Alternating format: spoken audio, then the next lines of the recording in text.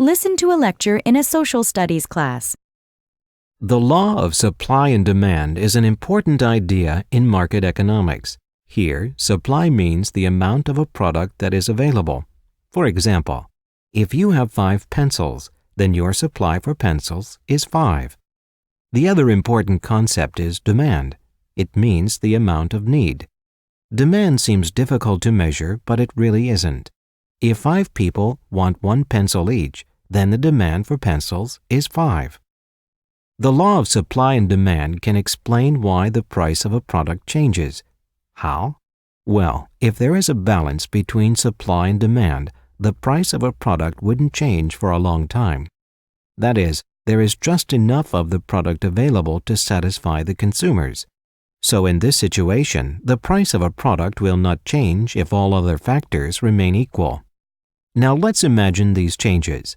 Suddenly, there is more demand than supply. This can happen when the supply suddenly drops or when the demand for a product suddenly increases. In this case, there isn't enough of a product to satisfy the consumers. The law of supply and demand says that in such cases where demand is greater than supply, the price will go up. The law of supply and demand also predicts that the price will fall when supply is greater than demand. When consumers are not buying a product or there is much more available than people want, the price will go down. And we see this in real markets. As long as there aren't any unusual conditions like illegal price fixing or wars, the law of supply and demand is accurate. Now get ready to answer some questions about the lecture.